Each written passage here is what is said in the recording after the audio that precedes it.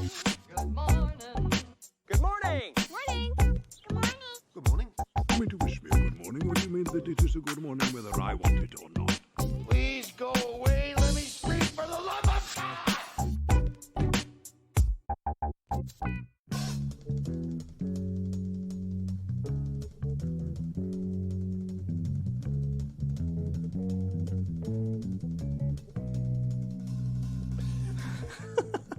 Who doesn't love a little bit of wah chicka wah wah? Bow, bow. It's that classic sound of the 70s exploitation, bit of black exploitation. It's also your entrance theme, isn't it? It's my jam. Bensploitation. That's right. Bensploitation. Wah chicka wah. Okay, putting you on the spot just for a second. Like, what's your favourite application of wah chicka wah wah? That's a good point. Like, well, anytime anyone makes any kind of sexual innuendo, in my head, that's the sound that I hear when they say it. It's not a... Like, even when they don't realize it, it's like, oh, do you mind if I come over? I was going to say it's not like a bedroom favourite. Yeah, in my head, I'm going, my back. No. You go through the wah chicka wah wah to the dunk, dunk, dunk, dunk. Yeah. Sometimes I do it so much that it turns into the Seinfeld theme song. Well, who hasn't? Like, when you say the same word over and over again and it loses all meaning. Who hasn't gotten off to that? Yeah. Yeah. Glamour magazine. And then your mum barges through the door like Kramer. Well, in this instance, the music that you are hearing in the background is from The Organisation, 1971, which is the third installment of the Mr. Tribs. Which is the third They call me Mr. Tribs. the Mr. Tibbs trilogy. It's Captain Trips. Isn't that like a really fucking weird franchise? I thoroughly enjoy that franchise, but yeah, like... I mean, like, how far that series came from In the Heat of the Night to The Organisation. Like, you put those bookends together, and Yeah. Mr. Tibbs is a very different person. Like, Yeah. I don't Quite get a it. different... But yeah. I mean, it is much better as a fish out of water kind of film. And if they had done that, like, every time he goes on holiday or any time he goes... Like, that's when it happens. And it he becomes has like to a solve a crime. Mr. Smith, Mr. Deeds kind of thing. Yeah. That's hilarious to think of. Like, if the Mr. Tibbs from the organisation, or They Call Me Mr. Tibbs, had gone to the south like he did in the first one, like, it'd be a much different story. Yeah. You know, much wiser, like streetwise, that is. And of course, you got a TV show, like expanding the franchise. Surely you're a fan of that. I did, but I funnily enough, I felt that the Tibbs character took way too much shit. I only remember I bought it on DVD.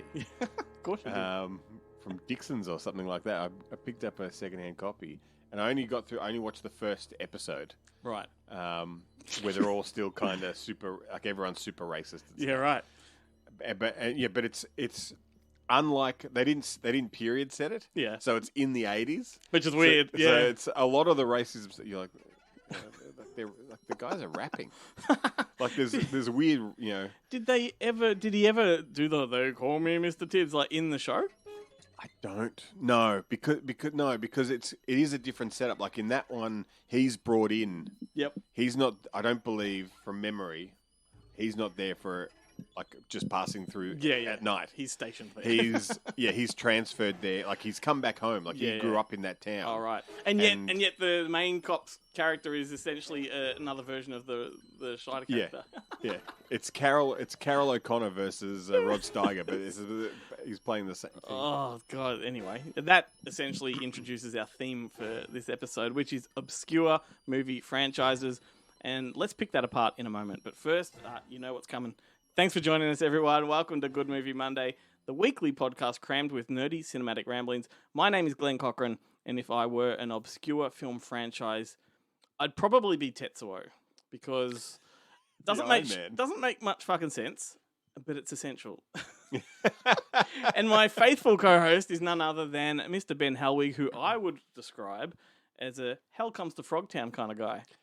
Fucking oath. And it's dodgy sequels. Particularly the second sequel. Sterile? Hang on. Are you saying I'm the last jizz producer, like a viable jizz producer. That's very unrealistic. It's very unrealistic. And I pity the world if that was the case. How are you? Good. I imagine my sperm are like swimming like that Simpsons episode where they got Homer's sperm and they're just bumping into each other. Bonk, bonk. Well, welcome to everybody. I've been keeping an eye on social media lately, and there's been quite a few new listeners to the party, so that's good. Oh, fantastic! Most of whom I will assume are here. Do you know for their those names? Nerdy cinematic ramblings. I can find them for you. Yeah, I'd like to know. And then put them out there to the world for everyone else to know. Name and shame. It is a pleasure to have you all on board. I hope you do get something out of what we do. We could just add them to our wall. We've got all our listeners. Oh, is this like your Philip Seymour Hoffman wall from Happiness? I was going to say like the video defaulters wall from The Big Hit. So it's not, you know what I'm talking about. It's a wall of, yeah, I do. I just feel like I've already made too many jizz jokes already this episode. But no, it's just a wall. We've got their profile pictures and their names up on a wall. And usually we only talk to Simon and maybe Jack. Yeah. Well, speaking of that, like I want to pitch this to the people, the newbies that are on the show. When we talk about movies that you've never heard of, obscure random stuff or stuff that you haven't seen, write them down, make a note of it, and then pop back onto our social media after you've watched it and share your thoughts. Like, it would be good to actually get those comment sections, a little bit of activity. Engage with us because that's what we're all about. And you can also find us on YouTube, Instagram, Twitter, and Facebook. Those are our platforms. Facebook is our preferred point of contact, and we do put lots of video content out there every single week. What else? We've got a TikTok account, which if you're more interested in just those bite-sized pieces of us dancing, singing, dancing, fapping, filming our dogs doing silly things. And finally, we do have a website, goodmoviemonday.com, where everything we do is pretty much catalogued in one nifty place. Today's show, as I said, and letterboxed. Oh, I was going to get to that later, but Ben is keen, he's eager. I thought you were talking about all the places that we're at. I thought it was just a obvious. I suppose it was too obvious a gaffe. It's usually the end of the show. Yeah. If you enjoy what we've spoken about and want to go for it, sell it. I list all the films that we talk about on the letterbox, so you don't have to rewind the podcast to listen to it again. It's on the letterboxed. Yep. And letterboxed doesn't have an E at the end of it. It's just letterbox with an apostrophe D. With no apostrophe. I'm lost already. I'm good on the radio, Glenn. The guys from the Bonehead Weekly podcast in America are also going to be exploring this theme a little bit further. Chloe as well from Movie Night with the Richie Girls podcast. She's going to be looking at a weird franchise. We also have Guillermo Troncoso from Screen Realm to bring you all of this week's movie news. And of course, this guy, Jarrett Gunn from Monster Pictures, who's about to take a look at what's been released this week on home entertainment. Hey, this is Jarrett, and welcome to PE Class. Now, I'm going to start this week's segment with a little news, and that is that Universal Sony Pictures Home Entertainment are releasing Spider-Man No Way Home on home entertainment, on all the home entertainment formats, mind you, come April 13th. That is all the home entertainment formats that are current, none of those obsolete media that Ben collects. The 4K and Blu-ray are loaded with special features, and just as a side note, I'm kind of disappointed it's not nominated for Best Picture. I mean, they did nominate Black Panther a few years ago, and if we can put our political agendas aside and just call a movie, I think we can admit that this film is infinitely better than Black Panther. Then another title from Universal Sony that's streeting on April 20 from the Studio Canal catalogue is the highly anticipated Wormwood follow-up, Wormwood Apocalypse. Now, if you didn't see this one in cinemas, shame on you, but this is your opportunity to make good by picking it up on home entertainment. And the good news is it's getting a Blu-ray and DVD release. We can only hope that the Blu-ray is as loaded with as much special feature content as the original film. Then lastly, Universal Sony have tentatively titled for April 20, P.T. Anderson's Licorice Pizza. However, there's no details at this stage as to whether it will be released on Blu-ray or solely on DVD. Now, the US and the UK are getting Blu-ray, but that doesn't mean that we'll get Blu-ray here, unfortunately, so we can only cross our fingers and maybe pray to whatever god you pray to. Then moving on to this week's releases, Universal Sony Pictures Home Entertainment are releasing the Godfather trilogy. It's the 50th anniversary collection and it's coming out on Blu-ray, but more importantly, it's coming out out on 4K Ultra HD. The good news is all 4 films have been remastered and restored in 4K with Dolby Vision and HDR10. I say all 4 because it does contain both cuts of The Godfather 3. There's a bunch of new special features as well as all the legacy special features, so this is pretty much an ultimate edition to pick up, and I will be doing so. Then, coming out from Madman is The Worst Person in the World. Madman's only releasing this one on DVD. It's been a bit of an indie hit. It's a Norwegian dark comedy romance, and it's even up for 2 Oscars, including Best Foreign Film, or Best International Film, maybe they call it these days, and Best Original Screenplay. Anyway, that's it for me for this week, so until next time, stay physical. All right, man. So, in your mind, what constitutes a franchise? Well, we did have this conversation off mic because I wasn't 100% sure.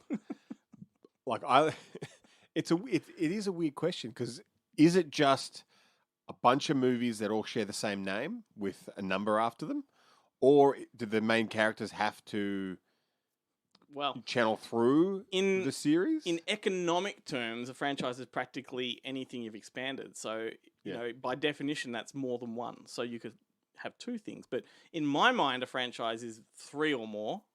I don't know why, just the way I think. And then when it does weird things like creates another media component, perhaps like television or games or a spin-off of some sort. Yeah, but for today's episode, I'm personally going with the whole 3 or more. I've gone 3 or more as well. Okay. I think my second one's only 4, so I just kept it in there. But then that begs the question: what makes an obscure franchise? Because that's the theme for today. And everyone came at me when I pitched this to people. Well, I didn't even pitch it. I said, "This is what we're doing: obscure film franchises." And they're like, "What's obscure?" And I'm like, "Okay, so now it's open to interpretation. You pick a franchise and you give us your reason why you think it's obscure." Oh, I have not planned. I have not planned why I think it's. I think it'd be self-evident. Yeah. And I think, like the first one that I'm going to talk about. Yeah. I think it's obscure to us. Okay. I reckon to film nerds. Yeah. But I also reckon there is a massive amount. There's like a huge part of the population. Yeah. Maybe not of Australia, but especially of America, that will be very familiar with this. It will not be obscure. Okay. Cool. Well, we can discuss that in a minute. I'm going to go first, though.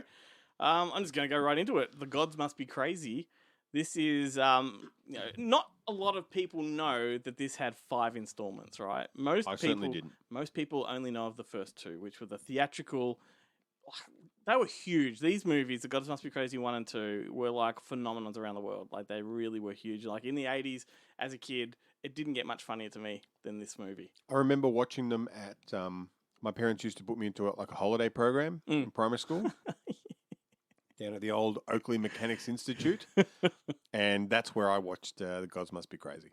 Wow. Well, this series, I'm going to go into it a little bit here. I was going to say, though, did you, then immediately after watching the first film, did you beat the bejesus out of somebody with a Coke bottle? No, but I clicked a lot. Yeah. But like this movie, let's go into it. It began in the what year was it? 1980. The first one came along, and director Jamie Ois, which is a hard name to pronounce because it's pronounced it's spelt U-Y-S, and I've always said use, right? Or Uis. Yeah, I'm not good. Yeah. But I had to look it up because I'm like, I can't fuck this up. But it's Ois. He made the first installments, which were, like I said, worldwide hits. For anyone who's never seen a Gods Must Be Crazy film or know what it's about, it's really unique. It's basically presented kind of like a documentary meets screwball comedy. It's kind of got a bit of both in it. It really is. Set in the Kalahari Desert, and it follows the adventures of a tribal bushman who discovers a Coca-Cola bottle that's been flung from a plane, and he's there when it lands. Yeah. And obviously he's never been introduced to Western culture, so he doesn't know what it is, and he assumes that it's a gift from the gods. And he takes the bottle back to his tribe, and they assume it's a gift from the gods, and they put this Coke bottle to all sorts of uses. That's a tool, and it's a magnifying glass that creates fire. You know, it is a gift from the gods, but the problem is it also causes a lot of jealousy and division. It automatically starts corrupting the village. Yeah, the tribe. It introduces them to Western attitudes that, you know, starts to really, like you said, corrupt their way of life. And so, so they send this tribeman whose name is Nixu, with an exclamation mark in there. His name is NX!U, and that's actually how it's spelled. Nexu. They send him to trek to the to beyond their lands to throw the bottle off the edge of the world. So that is essentially the gist of the first movie, and it's narrated by a narrator, like a South African, I think, a narrator. Yeah. And then funny stuff. But then part 2 comes along. It's a similar. But isn't there also like a Alan Quatermain type safari guy and a the kind of their stories kind of cross. That's more part 2, but yes, it does happen in part 1. There's it's a very Albie Mangles type. Yeah, 100%. That's what I was thinking. It's like Albie Mangles, like those World Safari videos, and he's got with a beautiful girl that he picks up. It's comedy in the style of Benny Hill because it's all fast motion, kind of when they run, it's sped up and shit like that. Yeah, it's fucking hilarious. And he falls over a lot. Yeah, the guy he's like a pratfall. He's a klutz. Yeah, he's like some mothers do have him kind of Frank Spencer type. And then part 2 came along, and it was practically the same thing. Only this time the whole gist of the story was Nixu was looking for his 2 kids who had fallen into a water tank on the back of a truck. So he's following the truck prints, which because he's a trucker, so he knows how to track things, right? It's pretty easy when there's big prints. It's tire tracks, yeah. That's right. And if that's not weird enough, the franchise gets so bizarre after that, because even though these 2 movies were global, phenomenons, in China they were particularly big. They absolutely made a gazillion dollars in China. So then the Chinese produced 3 sequels of their own, and they got Nixu back. So it's the same guy in all of them. And the third one was called Crazy Safari, which you might remember in the video stores. Crazy Safari made it here on video. Yeah. I thought that was an Albie Mangles tag. Tagline, Gods Must Be Crazy 3 for dumb Westerners that don't understand. Me? And then the fourth one, actually, I remember all of these on VHS. The fourth one was Crazy Hong Kong. And then the 5th one was called The Gods Must Be Funny in China. Yeah, right. And so weird, man. In these sequels, so they take Nixu out of Africa, and you'd probably get a kick out of the third one, because it's a horror hybrid movie. It's about a vampire that terrorizes his tribe.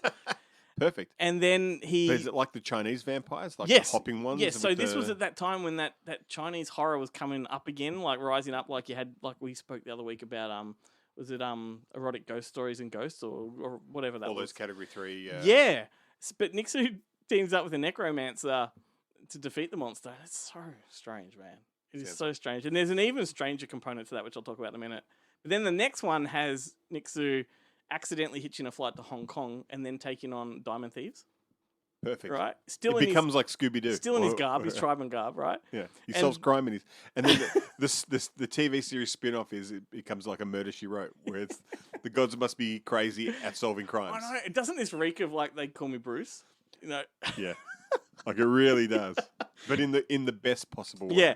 And then the final movie has him being hired by a Beijing company to lead a track team into the Chinese wilderness and survive. It's pretty much recreating the appeal of the first one. Right. Without all that crazy hijinks of diamond thieves and fucking vampires. But number 3, this is the weirdest thing of all to me. I don't know why, but the American actor Conrad Janis from Mork and Mindy is the villain in Crazy Hong Kong. What kind of actor gets a script for Crazy Hong Kong and goes, fuck yeah, I'll do it. Unless it's just the appeal of a free trip. Yeah, it probably was, they'll pay you a full rate. Oh, okay then. You can go to China. Oh, that's all right. And I've been looking, these films are all available on YouTube, but none of them in English, right? Because then I realized that they've all been made in Chinese, Mandarin, and the ones we got were dubbed for us. Yeah, which is, just, I don't know, strange, because the original 2 films were for us. And they could be completely different. I've learned over the years not to trust dubbing and subtitling. Yeah. Yeah, absolutely. Particularly, I always wonder what people that speak that language think when they watch. I have watched. My uncle and aunt came over from Austria about 10 years ago, and I was working at the video store at the time, and I was just looking for movies that had German language tracks that they could watch while they were staying with us. Yep. So I brought home Erin Brockovich. And we put it on, and then we put the English subtitles on for me. Yeah. And Mum and Dad are watching it, and they're like, that's not what they're saying. That's not... The subtitles are completely different to what they're saying in German. But were the subtitles aligned with what you knew of the film? I believe so. Yeah. Well, there was the thing. So it's the dubbing that's wrong. It's the dubbing that was. Yeah. Yeah, that was weird. Yeah, but I do remember I remember laughing my ass off when she does that. You got 2 left feet and fucking ugly shoes in German. It's hilarious. I wonder how that goes. I'll have to track that down. And here's just before I wrap it up, the even weirder thing, it just keeps spiraling into this weird fucked up. This is why it's obscure, man. There were 2 other films that were made that were tied in as sequels that weren't actually sequels. So there's one called Jewel of the Gods, which was marketed in so many territories as another Gods Must Be Crazy because the concept was basically the same. But then there's one called There's a Zulu in My Stup. And that's the highest grossing film in South Africa at the time. Like, it was huge. I'd never heard of it, right? Yeah. And apparently the 2 guys that starred in that are like a huge comedy duo in South Africa, and they're a black guy and a white guy, but they do blackface, whiteface, and they swap on each other. Right. And, apparently their whole shtick is an anti-racism motive and all that, but you couldn't do that now. Even with a message like that, you just I think in couldn't. South Africa you probably can. You reckon? If you're swapping, maybe. Swapping. I don't think, yeah. Anyway, that's my obscure film franchise. If you haven't seen The Gods Must Be Crazy, let me add a personal story to this also. I recall when I had my video store in the day, I had the double pack of part 1 and 2 on the shelf, and some customer came in and said to me, "Look, can I buy that from you?" And I'm like, "Oh, no, it's not an X rental. I can't order that in again." And then he wanted to join up and borrow it straight away. He says to me, he goes, "Oh, look, I'll pay good money for it." And I'm thinking to myself, I've got a copy at home. And I said, well, what are you thinking? And he goes, "Oh, I'll pay you $60. I'm like, "All right, come back tomorrow." And I had my copy. I gave it to him for $60. Then went on to eBay, found out it's $250. Right? It's so out of print that everyone's after it. First thing I did is I went to Cash Converters and found one for $2 in better condition than the one I had at home. Thank you very much. All right, you take it away, mate. Your turn. What have you got? I'm interested. I'm curious and I'm fascinated. Well, look, I have been bugging you since you asked me to join you on this show. Even when I was just filling in for Jarrett doing PE class. Yeah. All I've really wanted to talk about is Hallmark movies. Yes, that's true. And so I have chosen my favourite of the Hallmark movies. And I don't know why it's my favourite, because thinking about it, there's a couple of other ones that I really like as well. But the Mystery 101 franchise is possibly my favourite. That has a multi-pack, doesn't it? It's got, at JB Hi-Fi you can get a multi-pack of the first 4 movies. There are 7 in the series. And there's no giant pack. And there is no giant pack currently released. You have to talk to, it's probably Via Vision. I think they're the ones who release all those movies here. But I believe that they're all on Amazon Prime. Okay. Well, that's good. If anyone from Via Vision is listening, mega pack, please. Mega pack, please. I'd be very interested in that. But this series was created by Robin Bernheim, who wrote on shows like MacGyver, Remington Steele, Silk Stalkings, She Spies. Do you remember She Spies? I do. Natasha Henstridge. We call this pedigree. Yeah. Kristen Miller and Australia's own Cameron Dana. She also wrote for Star Trek Voyager, and Lee Goldberg, who wrote the original Monk books that the TV series was based on. He was only allowed to write like 1 or 2 episodes of the show, even though he was an experienced TV writer, but he wrote the books. And he also he wrote for The Highwayman with Sam Jones, and Baywatch and Sliders. The Highwayman, is that the one with Jacko? Yeah. The Far amazing Highwayman. With the first episode of The Highwayman, Claudia Carvan, Claudia Christian. I think she actually was a show regular, but it's Michael Berryman, the Johnny 6 Killer guy from the Renegade TV series.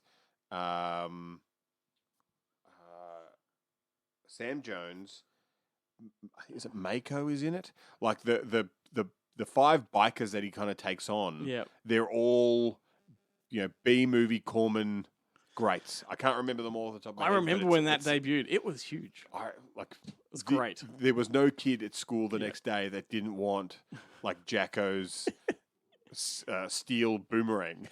Mate, and Jacko at that point in time, we already knew him so well in Australia that it was so exciting that this guy got the show. Yeah, I mean, Oi was like his phrase, and he had that "I'm an individual, you can't fool me" song, and we all sang that at school in other contexts.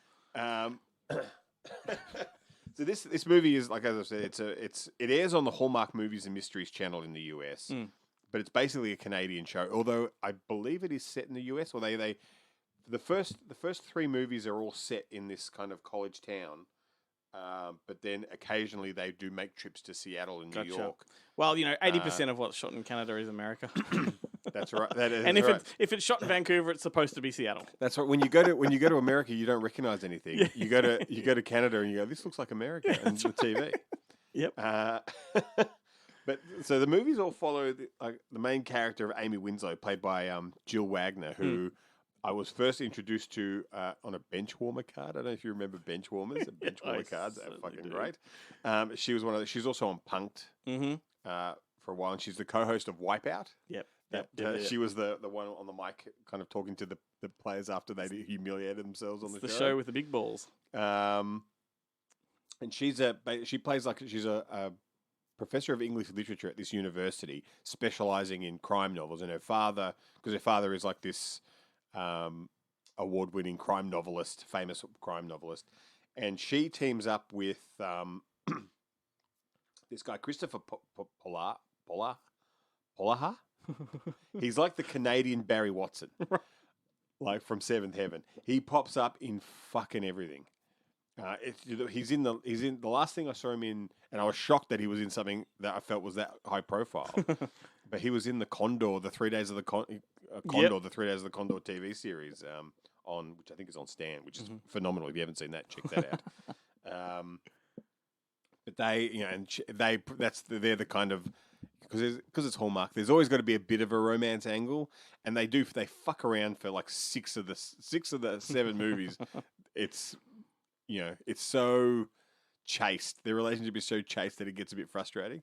But he's the big city detective who's moved to this small town to get a break because he doesn't want to deal with the major crimes. Yep. And she uses her knowledge of crime fiction and the world's greatest literary detectives to solve crimes. Yep.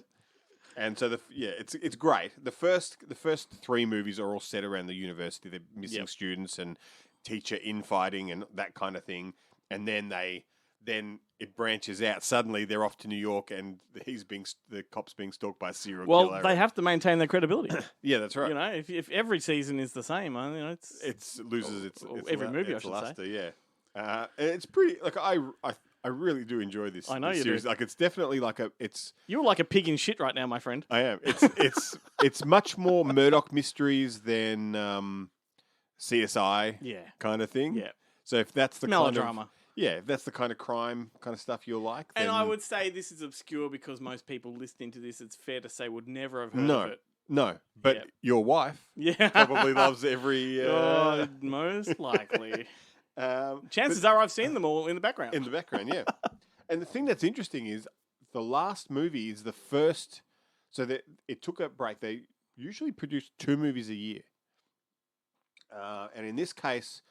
They took a year off in 2020, obviously because of COVID. Yep.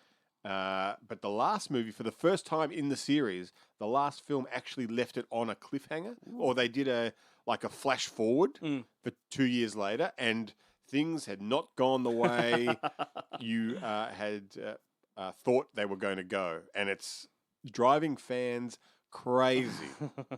But apparently, according to that. Whatever his name is, Polaha, Christopher Polaha. He's the one who's let it slip on his Instagram account that a new movie is should be in production this year. So hopefully we'll get it towards the end of the year. It'll be out on the Hallmark channel / Amazon Prime. I can't wait. You picking that as your franchise makes me wish I'd picked Jesse Stone. Which is also a Hallmark mysteries series. But that one, funnily enough, Jesse Stone's a lot darker than most of the others. It is fantastic. It's great. There's also the gourmet chef one, which is great, with Brooke Burns. And the guy who's in a lot of stuff, but I don't know his name. He's Murdoch's brother in the Murdoch mysteries. Right. Is a Mountie. Hallmark. What is Hallmark, but if not a franchise-making machine? Yeah, and there's the Matchmaker Murders with Danica McKellar. There's the garage. There's the garage sale ones. That's the weirdest one because that's Leah Thompson, but she's married. Yeah. So there's no romance. Wasn't it originally the chick from Full House? Now I can't remember. Is she the garage sale? I think she might be. Maybe it's Leah Thompson's another one. Oh my goodness! Wow, we might. Maybe it is Laurie Loughlin. We've teased, But no, promised because- well, I've teased you with a Hallmark episode, so we are going. We're We going will to do one. backtrack Because and do Laurie that. Loughlin's also in the when Calls the Heart or whatever it is, that series before. But that was all before the university controversy. But there's Jewel and the guy from Eureka are in one where she's a construction worker who solves crime in her spare time in a small town. There's like the plot, like the conceit of all these shows are fucking amazing. Yep. There's a wedding photographer one. I think what's his name did one. Erica Durance did one where she was a wedding caterer who solves crime in her spare time. Well, they're like the soft version of the Asylum. Like, you know, they like just pitch us a ridiculous concept and title, and we'll make it. You know, Yeah, I love them. I love the Hallmark Channel. I love everything they do. And I'm glad that Amazon Prime and Viavision are bringing this stuff out here.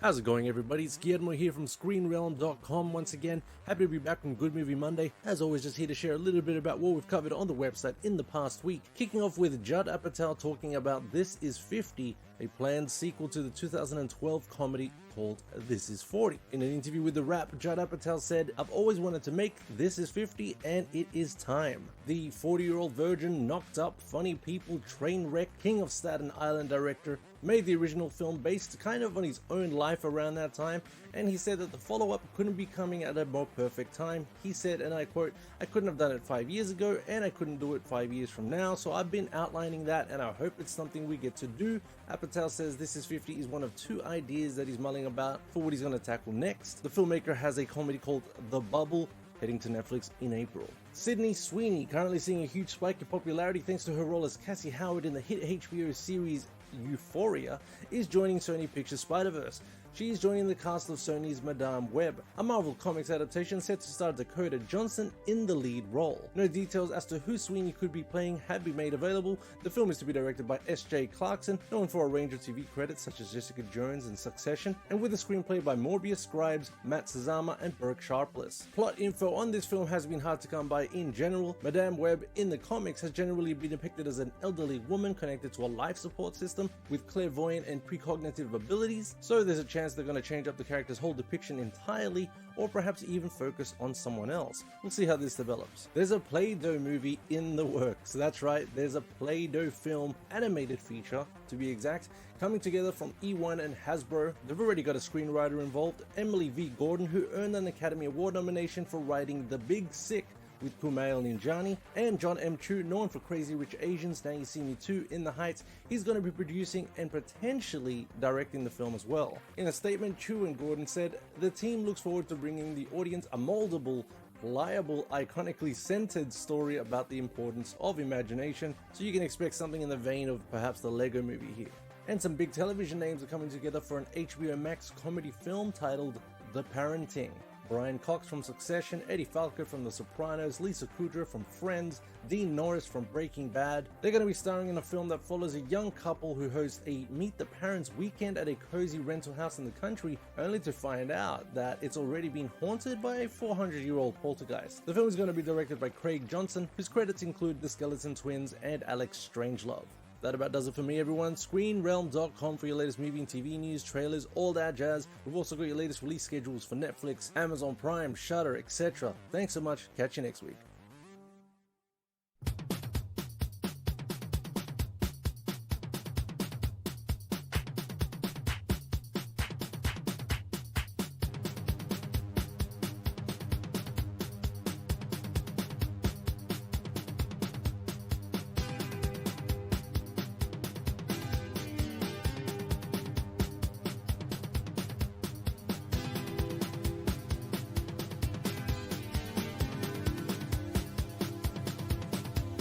The outlaw run is an endless one. It's a hungry night where wrong is right and the race is done when the race is won. In the morning sun, just looking to the light,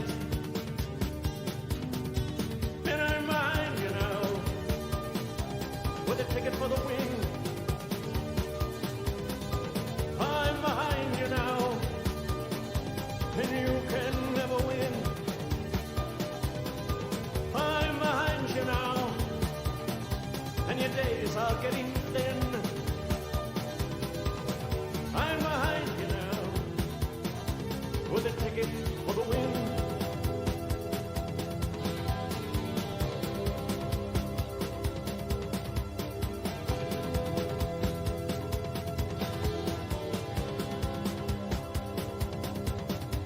And the bandits' time is a borderline that's only crossed when the game is lost. And the hunter's lot is a single shot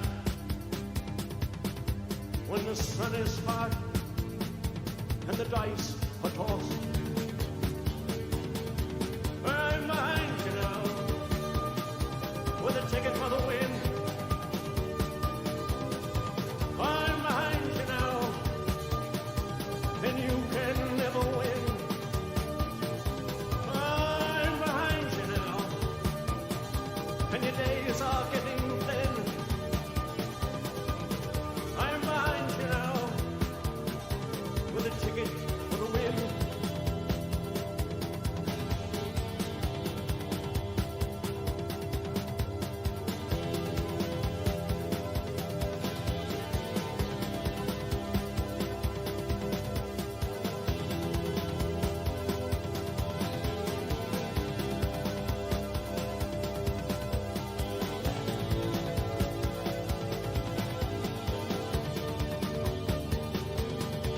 I'm behind you now, with a ticket for the win. Yeah, I'm behind you now. Oh, and you can never win. I'm behind you now, and your days are getting thin. I'm behind you now, with a ticket for the win. Yeah, I'm behind you now, with a ticket for the win. With a ticket for the win. With a ticket for the win. Oh, with a ticket for the win. Oh man, that song is just the coolest. Gets me excited. Ticket to the Wind by Jon Stewart from Smokey and the Bandit 3. You know what? Like, looking for songs for this particular episode, I realized that the soundtrack to Smokey and the Bandit 3 is by far the best of the trilogy. The Right. songs in number No, 3. hang on. Don't they in the first one? Don't they play "When It's Hot, When You're Hot" by Jerry Reed? Doesn't that play in the soundtrack? There are great songs in every single one of these. However, number 3 just seems to really have the bangers, man. Right. Have the bangers. Ticket to the Wind. It's what you just heard it. It's a fucking great song. Talk about an obscure film franchise, right? Because you had the initial 3 movies. See, no, I wouldn't have called that an obscure franchise. Like the first 3 aren't in any way obscure. That's it. But then then- 4, well, so yeah. that makes it obscure. What I find amazing about these franchises is that back in the day, it was always like the law of diminishing returns. Yeah. Where they would have a massive hit, and rather than spend, they would just do a cheap cash in. Yes. Like they would get cheaper and cheaper. Like Planet of the Apes is a perfect example. Yeah, like yeah, yeah. The 4th Planet of the Apes film was Bargain basement. bargain, Yeah. like Basically, totally low budget. Yeah. And yet now it's the exact opposite. I know. The bigger the Fast and the original Furious, movie is, the bigger they get. the bigger they have to get bigger and better, and they spend more. Mission Impossible, Yeah. all that stuff. So, like, you know, if we were living in the 70s or 80s, you know, the Fast and the Furious by now would have been like a Roger Corman film. Like, it just would have just Yeah, dwindled. well, they still are. But yeah, yeah, but they're expensive. yeah. But no, I think it's obscure because when they get to those made-for-TV ones, there's 4 installments. It's a much younger Bandit, but in a contemporary setting. Like, Yeah. they've just flipped it completely. Whatever the case, great song. I'm gonna. You know, it's just as well that you didn't ask my opinion, because then we would have been listening to the theme for Once Upon a Time in China, which is a phenomenal song. Yes, But we didn't. you didn't ask me. You didn't ask me. Bank it, mate. Bank it. I'm going to fire off the next one. Then let's hear from the Boneheads, and we can come back to your second pick. But I guess this is similar to Smokey and the Bandit in the way it's obscure, where The Inspector Gadget trilogy. there were three there were three proper movies. Two of them were theatrical. One of them was direct-to-video, and then there were 5 TV movies. So it all began in 1986 with the Delta Force, with Chuck Norris and Lee Marvin, which in my estimation is a fantastic movie. I don't care what anyone says. I think that is a corker of a movie. I think it's well-paced, it's tense, it's offensive, it's just amazing. Lee Marvin is really old and really red-nosed. Yeah, very, very drunk. Isn't Robert Forster playing? Doesn't he? Robert Forster plays the terrorist. You know, he's very brown-faced in it. You got Shelley Winters. Anyway, that's its own thing. Of course, Shelley Winters is in it. But then part 2 came along, which was really weird because it's as if they just said, "Hey, we don't need a Delta Force in this movie," and it's just Chuck Norris on a solo mission. Right? It's just him, becomes a Chuck Norris movie. It's just him taking on a Colombian drug lord, and that is it. But Which then is basically Invasion USA. yeah, exactly. Then number 3 comes along, which, me with my penchant for really low rent sequels, I love it. I would call it the home brand version of the Expendables. This one. It's, Wow, remember home brand? All supermarkets have home brands. They've got home brands, but the Safeway brand- one was actually called home brand. Remember Franklin's No Frills? Yeah. But this one, it's hilarious because it stars the sons of A-list Hollywood actors, right? So leading this film, Chuck Norris is out, but Mike Norris is in, right? You've got I like Mike Norris. Survival Game is one of my favourite movies of all time. Nick Cassavetes, son of John. You've got Eric Douglas, son of Kirk. And you've got Matthew Penn, son of Arthur. So, fucking weird, man. But this, the reason Chuck Norris didn't come back for part 3 is because of a helicopter accident on part 2 that killed a stuntman. So I love that he's not coming back, but he'll throw his son into it. Yeah. So you can do it. Yeah. But how is it that no one, like John Landis has dodged those allegations of killing Vic Morrow and those 2 kids his entire career, yet I didn't know that. There's been 2 helicopter accidents on Chuck Norris sets where the stunt person's died, or camera person. But I guess they were below the line talent, so no one cares. And no one's game to take on Chuck Norris. We all know that.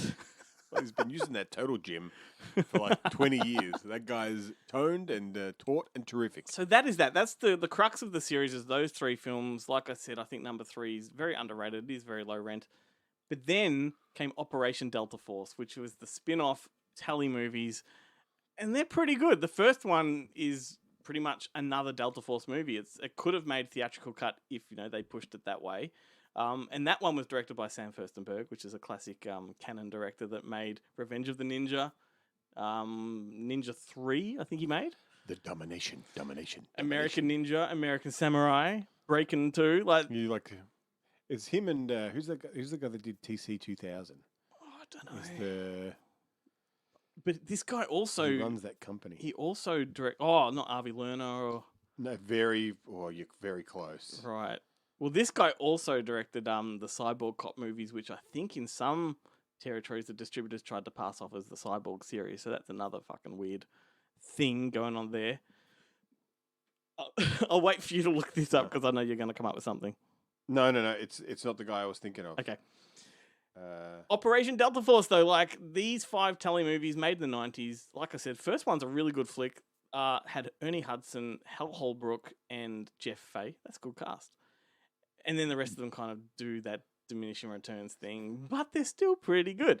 And they pretty much do the whole, I guess, they bring it back to the focus of the Delta Force Navy SEAL type of thing. And that's what I liked about the first, the first and third films. Because number 2, God knows, is just Chuck Norris. But there we go. Operation Delta Force. I think it's pretty obscure. You can actually find all of those films on YouTube for free. You can't find the Chuck Norris ones, although they're worth hunting down in some way wherever they are. There's I think it was Viavision again. I think they put out or maybe it was Beyond.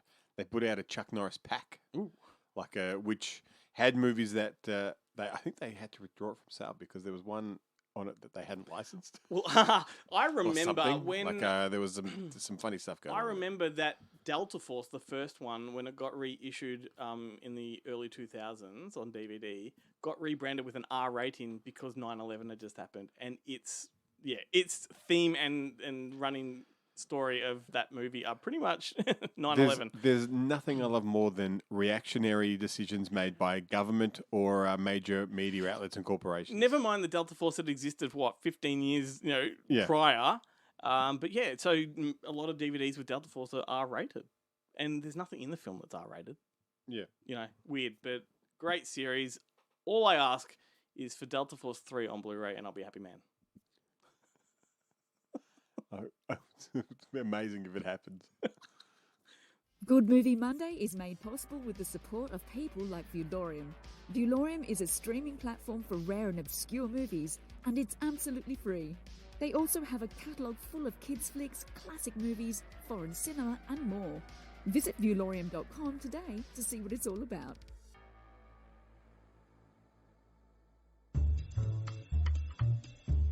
Welcome to Bonehead Weekly Fun Size, and we're talking obscure movie franchises. Now, why would a movie franchise be obscure if they made many of them?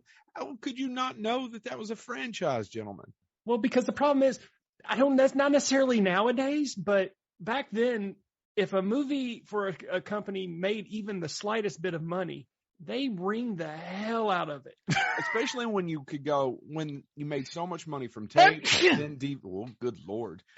Sorry. Sales. No, we're leaving that in. I'll go first. Go. This is by no means the best movie franchise. I don't even know how obscure it is, but I love these as a kid, and I realized I haven't even seen all of them. There's 13 Puppet Master films. Did you guys know that? Yeah, this was going to be my pick, but I'm like, no, I'm not going to do this. So I'm glad you did it.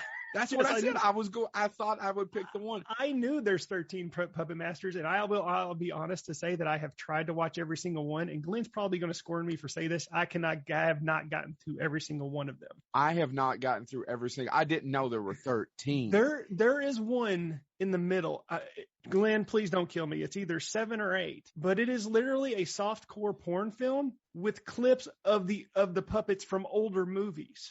Well, now that's something that's been done so many times, though. But is so obvious in this version. To me, one of the people I'll crap on a franchise a little bit. One of those franchises that everybody loves that I was like, I've never, is Phantasm. Phantasm is, I can't believe I never took the time to watch the last one that's written by that one guy that wrote Dragged Across Concrete. I can't remember his name off the top of my head. But Puppet Master, The Little is Right. Did you watch it, Chad? No, I have not watched it. I want to, because if I'm not mistaken, isn't Thomas Lennon in The Little is Right? Or am I making that up?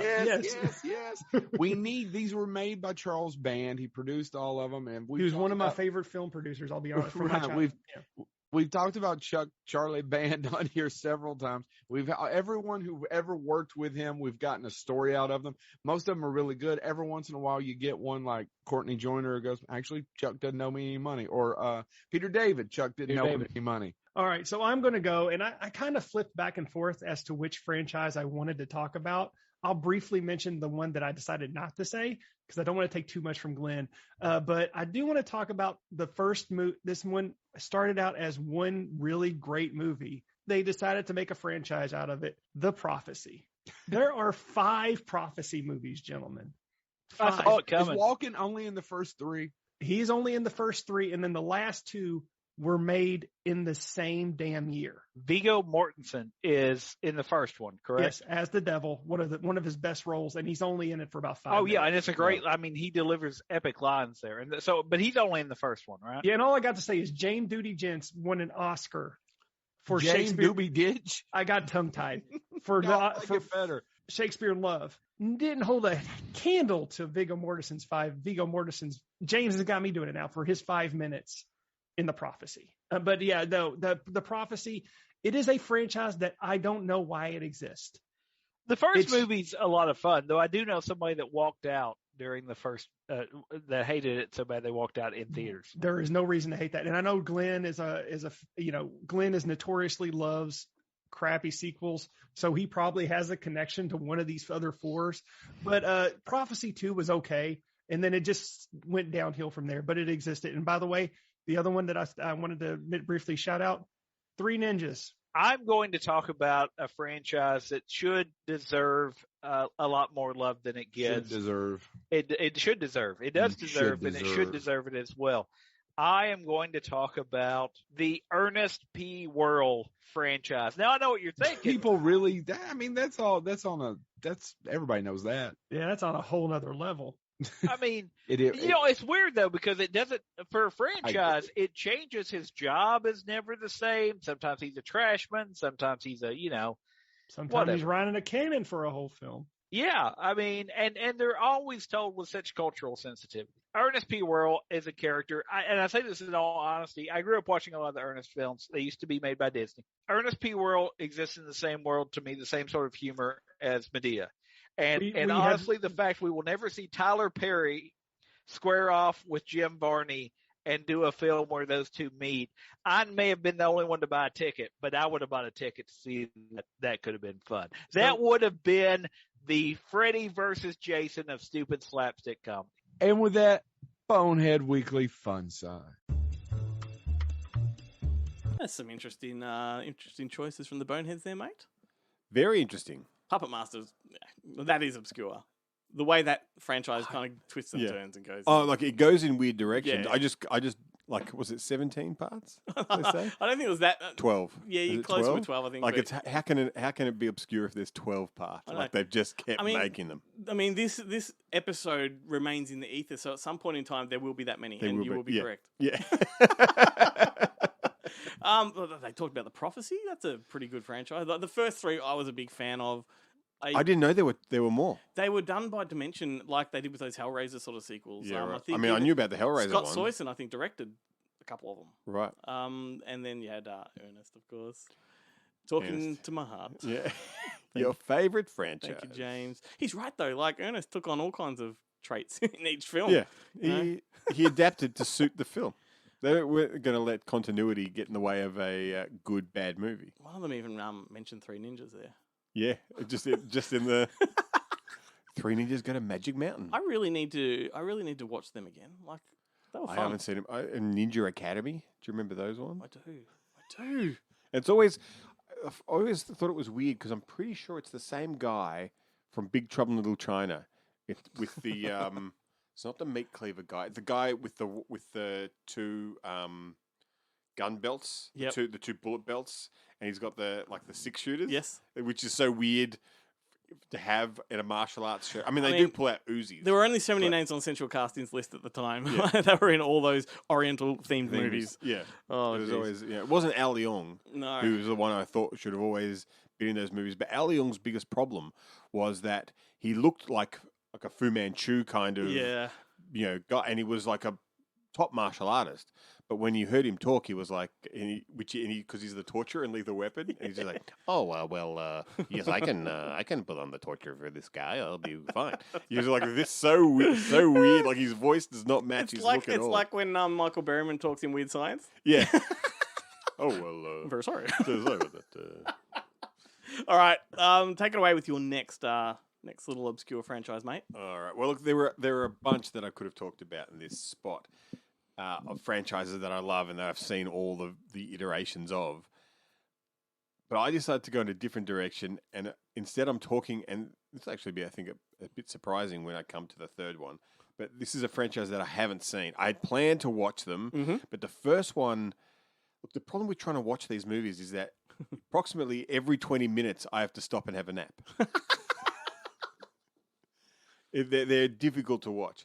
This is I'm talking about, of course, of the body chemistry franchise. Oh my God. The greatest weird erotic thriller series. Why is it when you say body chemistry, all I think of is trade magazines? I remember like every month there was a new body chemistry. Funny, there's only 4 parts, but they came out really kind of close. It was like they churned out one a year. It's like the Red Shoe Diaries. They just kept pumping them out. Yeah. Zalman King is responsible for a lot. These ones, funny enough, industry that guy was. Yeah, he was a one-man. Yeah. Considering that he started out as the psycho on Trip with Teacher, it's amazing. That's where he went. But funnily enough, it is Corman produced, this series. Yeah. But it was originally, it was like the Corman version of Fatal Attraction. Yes. Which is great. And the first one, they all follow this character, Dr. Claire Archer, who's like a psychologist, but she has a penchant for violent, dangerous sex, and always manages to seduce whatever man she's around into participate. And then when they try and break up with her, she goes a bit psycho. The first one came out in 1990. It was directed by Christine Peterson, who I'm sure you will be a big fan of because she directed Critters 3 and Redemption, Kickboxer 5. Yeah. As well as Deadly Dreams. I was going to ask you, like, I don't think I've seen these, but I know of them so well. You have. And even if you haven't seen them, you've seen them. I want to think they're very misogynistic, but then you go and say there's a female director, and I'm wondering, are they misogynistic? Yeah, and it's a female protagonist throughout the whole series. Yeah, she is the and it's so in the first one, it's Mark Singer is yet the thing that is upsetting. Like in the first 2 or 3, he gets the male lead always gets top billing, even though there's the misogynism. There's the misogyny. Yeah. They do not survive the film. The male leads never survive. Yeah. She bumps them off in every film. Fantastic. So it's Mark Singer is the guy, and Lisa Pescia plays the Claire Archer character, and in the first movie, Mary Crosby, daughter of Bing, is and star of Ice Pirates, is the wife. Wonder what Bing thought of this. Well, I think he was well and truly dead by then. Where did he die? Anyway, that's another episode. Keep going. Prior to 1990, I believe. All right. And in this one, it's very much the first one's very much a Masters of Sex type scenario where Mark Singer works in a lab conducting sex experiments, and she, as you do, and she's has this project where they want to do violent. They want to experiment and explore violent sexual urges and stuff. And the lab that he works at, they will get a lot of money if this comes to them. So they pitch for it, and of course she seduces him, but then he wants to break it off. She does not.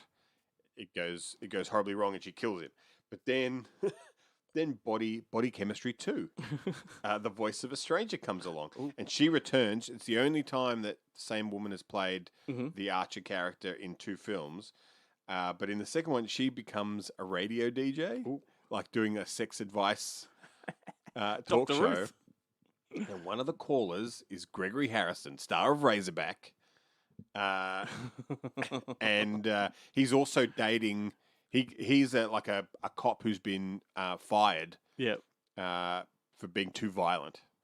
And it's the product that he's was abused as a child and beaten, not sexually, but physically abused as a child, and by his father, and so that's kind of the only way he knows how to deal with things. And so he returns to his hometown and hooks up with his high school sweetheart, who's also a DJ on this radio station. But when he hears her offering this talk back sex advice stuff, because he doesn't want to hurt this girl that he likes, he doesn't want to inflict any of his issues, so he tries to go to her to help him sort it out. Of course, she seduces him and eggs him on, and when he tries to leave her and makes his decision, she bumps him off. It's like a reversal of Play Misty for me. Yeah, it's amazing. And then Body Chemistry 3 comes along. Ooh. Directed by Jim Wynorski. Jim Wynorski takes over the franchise. Then we're onto something good. And I should have mentioned in Body Chemistry 2, this has a great cast, right? So Clint Howard turns up. John Landis plays another doctor in it. Jeremy Piven in an early role. And Monique Gabrielle turns up. It's an amazing cast. How does John Landis come into this franchise? Yeah, I don't know how it happened. I don't know. Because he does cameos when he's mates with someone. Yeah. And I actually didn't write down. I don't know who directs Body Chemistry 2. It's an old one. That's all right. Yeah. Keep going. So Body Chemistry 3, and this is when Jim Wynorski, and it's a sign of the times, he turns it into a Basic Instinct type knockoff. Yep. But he brings in erotic thriller royalty in Andrew and Stella Stevens. So Andrew Stevens at the time, he was doing all of those. What was that? He did that one with the first one that kind of made Shannon Tweed. Hang on, who we're talking about? Andrew Stevens. Andrew Stevens. He did the Terror Within, yeah. 1 and 2. Yes, I think so. Yeah. But he got really famous for doing the softcore. He was in Death Hunt and stuff, but he did the softcore. What's the one where the woman thinks she's being stalked, so she hires the security guard she hires Andrew Stevens, and he he rigs up her whole house with security cameras, and then just ends up perving on her, and then they end up having an affair, and then there's 5 of those. But I think Shannon Tweed, and then eventually Shannon Tweed's sister comes into the series. Jesus. It's great, but in this one, it's Andrew Stevens comes in. His mum's in it too, Stella Stevens. Oh, Night Eyes. That was Night Eyes. Night Eyes. Yeah, the Night Eyes yeah. series, yeah. But Andrew Stevens, he's a TV producer who wants to make a movie, or a film producer who wants to make a movie about Claire Archer because she's killed these 2 men and got off. Yep. So and he hires her, she becomes like the co-producer, but then she seduces him, of course. And at the time during the film, he's married to Morgan Fairchild, so another erotic thriller royalty. Robert Forster. He's like a drunken kind of asshole in it. Robert Forster tells that he's great. Becky LeBeau, ex Jim Wynorski girlfriend and Jim Wynorski regular, and in this one, it's Shari Shattuck from Hot Child in the City is the Claire Archer character, right? And she basically bumps and grinds her way through the show. She's the only real redeeming feature of this film, although the Morgan Fairchild stuff is pretty sexy. But of course. She kills Andrew Stevens in this film. And then Body Chemistry 4 comes along. Once again, Wynorski directs. This time, Shannon Tweed plays the Claire Archer. Because yes, of course. She would have been the number 1 name in Wasn't erotic Andrew thrillers Stevens in part 4 as well? He's in it at the beginning, but he gets killed. Okay. And then Larry Poindexter is the lawyer that she hires to defend her in the court case, where, of course, she seduces him. Andrew Stevens produced these or wrote them? No, he's in these movies. He's an just an actor in them. That's odd because he's never just an actor. Like he's always got his hands in the pie. Okay, but these are Corman films, so Corman doesn't need Andrew Stevens to produce. Maybe these, I don't know. Yeah. I didn't do a lot of kind of looking into. This could have been what started Andrew Stevens' descent into erotic thriller, into the world of erotic thrillers. Wow, like this is an obscure But it is an obscure franchise. I've got a couple of them on Laserdisc. Oh my God. For those newbies that are, listening to the show for the first time, just know that we're in our element right now. This is where we lurk and that's no, because no. I misspoke. That Night Eyes isn't the first one Tanya Roberts? I don't know. And then it changes to Shannon Tweed? Probably. I mean, Night Eyes, it doesn't get more obscure than that. Then after the success of A Woman Scorned, or Scorned, as it is sometimes. Man, can you tell we worked in video stores back in the day? The irony of this was that I remember at the time Blockbuster were a family store, so they did not carry any porn titles, like if the softcore cut R-rated porn. They refused. Yet they had the greatest erotic thriller sections known to video libraries. Absolutely. My first stint was with Movie Land, and they did have the good porno section. Yes. But I always gravitated towards these, not the pornos. Well, I was going to say, no. The funny thing was, did I tell you that my first experience really with horror movies comes because the Movie Land in Oakley, I used to go to as a kid. They had like see-through. The shelves were made of this Perspex stuff, so it was see-through. And they used to have all of the sections had their own little kind of alcoves, back to back. The horror section backed up to the porn section. Fantastic. So when you took the horror title off the shelf, you could see the back of the pornos. Of course. So I spent a lot of time in the horror section just absorbing horror films by osmosis, because really I was just like, "Whoa, and I was always disappointed when you had films like Jack and Jill, and they had the ones that just had the text on the back with no pictures. I'm like, this is useless. Yeah, but what's this Dreamscape? Benjamin, you spent a long time Monkey Shines with that covering your hand. What's going on? What's going on? I want to borrow Monkey Shines. Really? Well, no, but I feel like I've held it in my hands for the last 10 minutes. Check out Document of the Dead. This is great. Girl School Screamers. Do you remember speaking of like a weird obscure franchise, do you remember the Killing Spree movies? And they always had the same cover. It was a chick with her ass ripped out of her jeans or her shorts. Yes. And had a chainsaw in one. Or a machete. Yeah. Yeah. And I've never actually seen them. I've got one of the tapes. Killing Spree 1, 2, and 3, and I think each of them were just made as individual films, and they rebranded them as Killing Spree just because they going to make more money Very that clever. way. Yeah. And the covers all made it look like a franchise. And I think because they weren't actually images from the film. I think old mate Rob from Video Hoarders has copies of those and talked about them on Facebook recently or something. But right, I've only got one of them. Yeah, I've been trying to track them down, but they're pretty hard to. Number come by 3 the was the tapes. rarity. Yeah, Number right. 3 was the rarity, but there we go. Good stuff. Hello and happy Monday, friends. I'm Chloe from Movie Night with the Richie Girls, tuning in from COVID ISO once more. Hooray!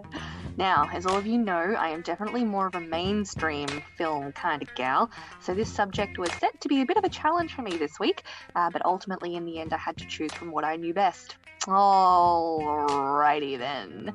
Y'all ever watched a movie or see a particular actor and just be instantly reminded, like, of someone or a time? Well, I have that with Ace Ventura's. These movies take me back to my preteen years, ew, right? And actually cry laughing with my dad. They're special and they're obscure, that is for sure. If you've seen both, you'll notice that it's no secret they are nothing alike. The second installment doesn't actually feature any of the main characters from the movie apart from Kerry, and if it weren't for Ace himself, in my eyes, I wouldn't be able to call this a sequel. In saying that, I can't even speak to it when it comes to Ace Ventura Jr. Pet Detective. In fact, I didn't even know it existed till a while ago. No Kerry, not interested. Sorry, not sorry. When Nature Calls is actually an exception to my golden rule that originals are always better than the sequel. But Nature Calls is 100% better than Pet Detective, that is for sure. It's less problematic, it's definitely funnier, and it's way more quotable. In Pet Detective, Ace Ventura seems like a bit of a dick, whereas in Nature Calls he just seems like a bit of a quirky weirdo with ADHD. And the one thing I will say about this character is that even though it's a struggle to take him seriously a lot of the time, you cannot deny his love and compassion for animals, which I mean is one green flag waving in the sea of red. I like to keep my segments free of politics, and I really won't go into it, but I would like to quickly mention that the first movie doesn't age as gracefully as I would like, and for fans of the franchise, I'm pretty sure you know what I'm talking about. And with news of the third installment that has had the green light, I'm not sure how to feel on that. It was well known that Carrie didn't even want to make Nature Calls, so it doesn't give me much hope that he'll return for the third. And what's an Ace Ventura movie without Ace himself? It's actually been a real struggle to get through this without screaming quotes down the mic at you all, so I might just quit while I'm ahead. In summation, you'll know how I feel about a comedy, and these ones just take me way back. They're weird and silly and definitely not for everybody, but hey, neither am I. That's my slightly simplified opinion this week, and I am sticking to it. Take care now. Bye-bye then, La Hoosers. Bye. Ace Ventura is a pretty weird franchise. Like, that tone between number 1 and 2 shifts completely. Like, number 1 and 2 are different movies. Completely different movies. He's a lot more family friendly, I think, in the second one. Yes and no. Like, but he's a lot more slapstick, definitely, in the second one. It's so weird. But that third movie, dude, have you seen Ace Ventura Jr.? No. You want to borrow it? It's like I haven't seen that. I haven't seen Son of Mask either. The guy who directed Ace Ventura 3, or Ace Ventura Jr., I should say, Dave Mickey Evans, also did The Sandlot, which is a good film. I'm actually surprised that Chloe did the Ace Ventura films and didn't do the Dumb and Dumber films franchise. Yeah, that's got. You can justify the obscurity with number 2, the prequel. The prequel, Dumb and Dumberer, which is amazing. Great title. And then they went back to they went back to the original cast. They were, like bring this when back. they did that second one, I remember thinking, great title, Dumb and Dumberer. Amazing artwork on the posters, because that was some good shit. I actually liked the movie. And another movie didn't work for me. I mean, Eugene Levy pops up and that's okay, but what's her name? The guy from NCIS is funny. That plays the Jim Carrey character. Yeah. And what's her name? Rachel Nichols. Rachel Nichols is in it. I am going to go back and rewatch it. I think I need to. Because in my mind right now, I'm thinking about it and I'm laughing. Like,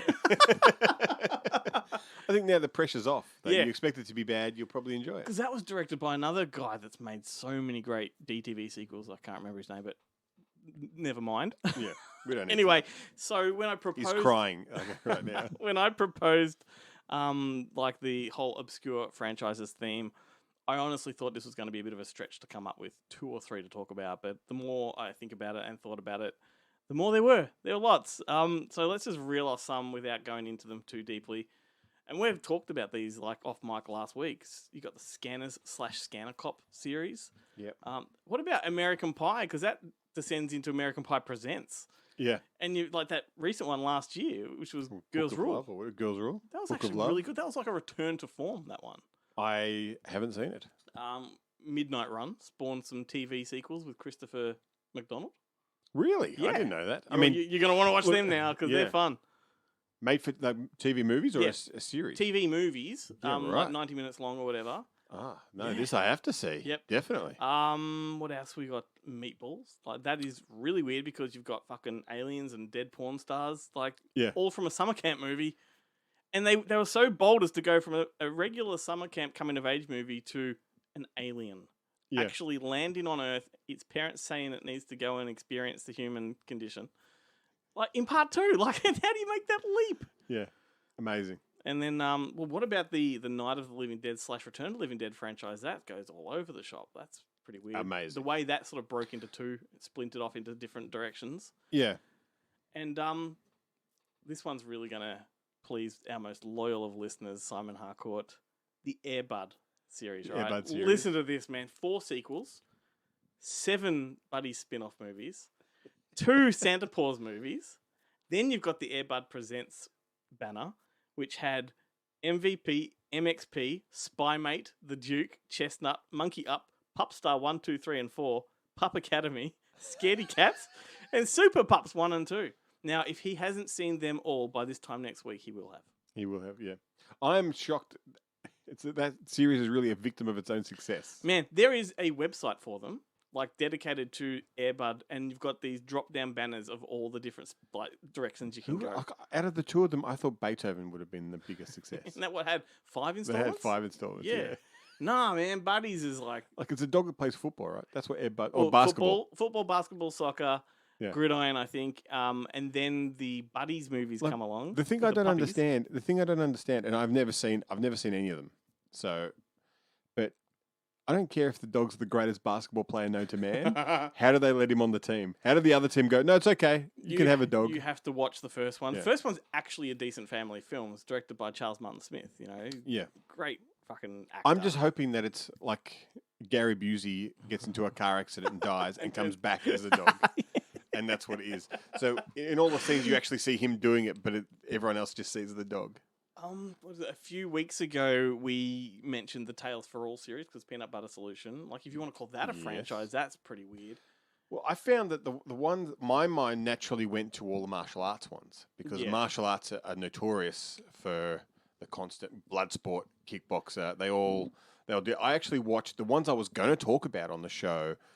I decided, and I'd never seen them before, but I thought the perfect opportunity was to watch the Tiger Claws trilogy with Cynthia Rothrock. I can't remember the name of the guy, but the guy, it's weird because unlike most of the other Cynthia Rothrock series, it's not built around Cynthia Rothrock. Yep. She's the sidekick kind of character. And the main cop, who is not, English is not this guy's first language, and it's super weird the way it's like I'm not sure if he didn't direct and write them as well. Like it's that weird. But the main villain that runs through at least the first 2 is Bolo Young from Bloodsport and Enter the Dragon and stuff like that. He's amazing. And one part in the second film, in the first film he gets locked up in jail. The second film he escapes with the help of these gangsters, and they have to get out of whatever city they're in, New York or San Francisco or whatever it is. So they steal a food van and they head off, and they're trying to, I think, escape to Canada. Yeah. And at one point, they pull over to the side of the road in this kind of truck stop, and they're taking a break while they have to go to the toilet or whatever. And these cops pull up, but they want to order food from the food van. So Bolo Young, who's hiding in the van, is like, he just puts on like the hat and makes them like, he doesn't. That's a funny image if you know who this guy is. Yeah. He doesn't give a fuck about what they've ordered. He just is like, I'm just going to give you this. Yeah. And so when they complain, he shoots them both. That is such an obscure franchise because, like, most people, you could ask anyone, have never heard of that. I'm sure. I'd never heard of them. And yet they got a green light for a number 2 and then number 3. Number 3. What the fuck? Then you've got, we haven't talked about the actual franchise that's on our banner and thumbnail for this episode, and that's the Blood Fist series, because that's... I thought that's what you were going to talk about. No, because I thought I'm going to put it on the banner so it's out there for people if they want to talk about it, but it's got so many sequels, but none of them related to each other. So Don the Dragon Wilson, I think, is only the same character in part 1 and 2, and then from there on he's playing a different character with a different scenario. And then I think in the last one, it's a futuristic sci-fi movie. It's called Blood Fist 202, like 220 or something. Kick Puncher. Yeah, and it's like cyborgy and all that kind of stuff, but weird franchise. One to dive into if you like bad fight movies. Look, I was going to say the complete opposite of that. The best one that I was going to talk about if I didn't have time to watch anything else. I hope I know where this is going. Yes. Probably not. Oh. It's too normal. Like is the Ip Man trilogy, the first, the four. Although the fourth one's a bit weak. That got beyond part 1 is astonishing. Like just because, and it changes tack. That's what I mean. Yeah. So it's great, and then Sammo Hung comes into it, and so because all Donnie Yen, who I absolutely love. Yep. But the other one is the Once Upon a Time in China, which is all that. Now I'm going to get his name wrong. Fung Sa-yuk. Yep. Character goes all the way through, and it's Jet Li in the I think in pretty much all of them. I'm not sure because there's the first 3 that's all Jet Li, and then I can't remember if there's a 4 and then 5 is Once Upon a Time in China and America. Yeah, that's right. I remember that one. Yeah, they do the whole railroad thing kind of thing. I think maybe Jet Li comes back for that. I'm not sure. Criterion have just released the box set. Eureka released the box set on Blu-ray with the first 3 with amazing artwork. Yep. Criterion have released the 5 films in a box set with less stellar artwork, and I've got to tell you, it's really. I look at them like, which one do I? It's just astonishing to me when these sequels are made, or when they greenlight a sequel off the basis of the success of a first film, but then completely change it. Like Ong Bak, like when number 2 came along, it's like, wow, this is. But that's my favorite. My favorite trilogy is No Retreat, No Surrender. Yeah. Because the first one and the second and the third have, as far as I can remember, nothing. I mean, there may be he's the brother or something like that, but they're they're in different countries. As you know, like the reason I love number 2 so much is because they do that. They change the trajectory, but when they go so far, to change it, just boggles my mind sometimes. Like, why even call this a sequel? But quickly before, how do you get away with it? I know, that's what I mean. Who said this was okay? Boggles the mind. Before we close the show, though, I wanted to just talk about those franchises that are obscure because they have fractured timelines. So, like the classic being Halloween, that's got 4 timelines. You know, it's a choose your own adventure. Now, and may in the future maybe have more. Like, they just keep going back to the well and going in a different direction. Chainsaw Massacre did the same. Like, how many timelines we've got? 4 of them, and then Universal Soldier. 3 timelines. Yeah. It's just absurd. But yet, in and of their own right, there's some good stuff in those, in those tangents. Films. Yeah. Wow. Yeah. Okay. Well, some of them. I love the Universal Soldier movies. So, I can't. I've never. The TV ones, which were like the official number 2 and 3, which were TV or direct to DVD with Burt Reynolds and things like that. I've never watched a Universal Soldier film, and I like Chandra West. If you stick with the theatrical ones, no matter that they kind of go in different tangents, solid series. Particularly those last 2, which were directed by John Hyams, son of Peter Hyams. And Peter Hyams, legendary sci-fi director, was the DOP on them. Yeah, right. They are good. I'm surprised that you haven't mentioned Cyborg. Well, Cyborg 2. I thought it was too obvious. And He-Man. Masters of the Universe. Mate, I thought it was far too obvious. For you to talk about exactly. it. Yeah. Again, for those newbies, I have a penchant for Albert Pune movies, which only Cyborg 1 was one of, but he's, Yeah. Anyway, we won't go down that rabbit hole, mate. That's a whole episode we haven't had yet. Yeah, right. But if you were to stitch together every time I've mentioned them, you've probably got a whole season. You definitely got a show. Yeah. So, taking a breath, shall we wrap it up? Sure. Okay. Well, if you want to catch our videos, YouTube, Facebook, and Instagram is where to go this week. Ben and I will be reacting to the new Ty West movie X. Watch that one. That's going to be an interesting video. I can guarantee it. Then on Wednesday, Chloe and I will be presenting our new episode of Up Late at 10:30. And then on on Thursday night, Samantha Housen joins us again for another round of Lucky Dip. Lots of fun to be had. Please head to those places, YouTube, Instagram, Facebook, whatnot, and share those episodes with the people you know. So I want to see us in their news feeds, please. Much love to the Good Movie Monday team, Jarrett, Guillermo, Chloe, Joe, Chad, and James. Not forgetting Tia behind the scenes, and Melissa Begg, who's going to be back on the show in a couple of weeks' time. And again, Samantha Housen. So we'll be back on Monday, next Monday, for a special Oscars episode. Are you looking forward to that, Benjamin?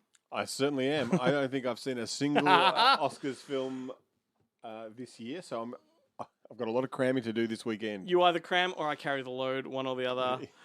We're going to try to predict the winners ahead of the awards, which will be that night. So make sure you listen to it on the Monday just to play along. Any final Benedetta. thoughts? Any final thoughts, Ben? Benedetta has won everything because lesbian nuns. No. Okay, fair enough. So we're going to... here's a sentence you've never heard before. Here's a good song from Kid Rock. Wow, okay. I mean, good song and Kid Rock are never usually in the same sentence. But this one's from the third Crow movie, Crow Salvation, which is a totally weird and forgettable and regrettable franchise. But this song's called Warm Winter. I reckon it's pretty good. You be the judge. We'll see you next week. Adios.